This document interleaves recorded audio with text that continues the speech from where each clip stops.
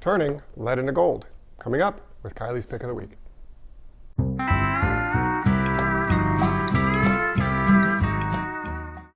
Hey folks, I'm Kylie here at Games Unlimited.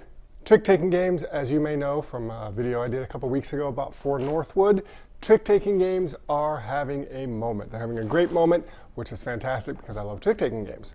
So, Aurum is a new one from Pandasaurus. Now this is, in many ways, a classic trick-taking game. It's not doing anything crazy like, cooperative.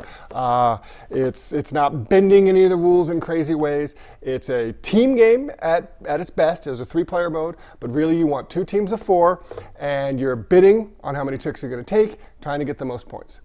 Where it differs. First of all, much like I've seen one other trick-taking game does this called Potato Man. Instead of following tricks, following the suit. So in most trick-taking games, right, player's going to lead a suit. Someone leads with purple. Everyone's got to play purple.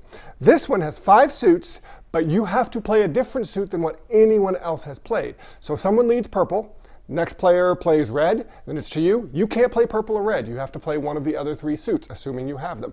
If you don't have a legal play, that ends the hand. So the hand doesn't actually have a set number of tricks in it. You're going to be dealt 12 cards, but you're actually only going to have 11 of those in your hand. We'll talk about that in a second. But it will end when it ends. It could, in theory, actually even go more than 11 tricks in that hand. So you can't follow suit. But the player who plays the highest card will win the trick. And of course, when you win the trick, that's usually going to be a point depending on what you've bid for the game.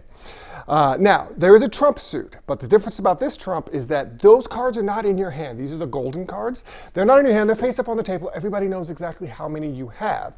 And you don't have to be unable to play the proper suit in order to play the trump. You can play the trump anytime. You really want to take that trick? Throw a trump card out there. The risk of that is another player could play a higher trump or the same trump for that matter, but trump cards are actually worth points. So playing them is going to cost you points in order to take the trick. Now here's where it gets really devilish. You're not just trying to take tricks. Most trick-taking games, whoever plays the highest takes the trick, they're going to lead the next trick. In this game, whoever played the lowest number in the trick is going to lead the next trick, but also whatever number they played, they get to take the trump card of that number from this face-up pool that's out there. So let's say I played a 3, that was the lowest card. I'm going to get the lead. I'm going to take the gold 3, of which there are 2 of them, put it face up in front of me. I now have that available to use. But that gold 3 is also worth a point. If I don't use it by the end of the game, my team's going to get an extra point. The 4, 5s, and 6s are worth 2 points each. The 7 and 8, of course, very hard to get those because your 7 or your 8 has to be the lowest card played in that trick. Those are worth 3 points each. So you're not just trying to win the trick. This is where the partnership becomes very important. Maybe your partner's winning the trick, so you want to play that lowest card so you can get the gold card out there. So suddenly there's 2 things. You're sort of at cross purposes with the other players, where are you trying to win the trick or are you trying to have the lowest card? If 3 people, if the 2 people before me have played really high cards, I could play the highest card to take that trick. But then I'm opening it up for that last person to go ahead and play whatever they want, as long as it's the lowest card. So if 9s and 10s have been played, that 4th player can throw the 8 down, get the 8 trump, which is worth 3 points, or a guaranteed trick for them. Now, why would you want to take a trick with that 8, right? If it's got 3 points on you, the trick's only worth 1 point. Well, this is where the bidding comes in. So you're going to make a bid, and if you make your bid, you're going to get 2 points per trick that you bid. So if my team bids 5 and we make exactly 5 tricks, we get 10 points. If we go over, we only get 1 point per trick. And if we don't make it at all, we get 0 points. So it's very important to make it, but you're also trying not to go over or under.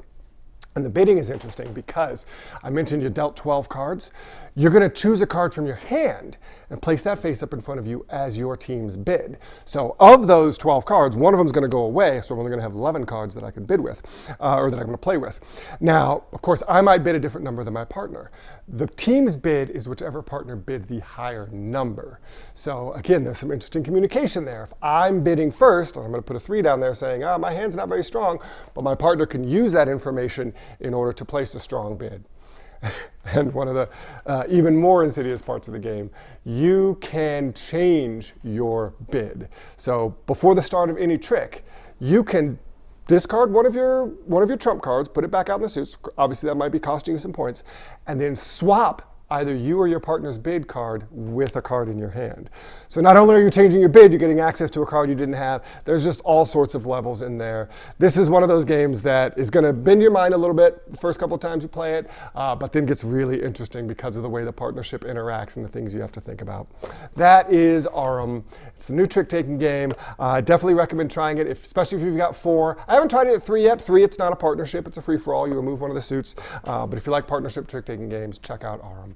I am Kylie at Games Unlimited. Come on down to Games Unlimited, pick up a copy of Aurum, take it home, and unbox some fun.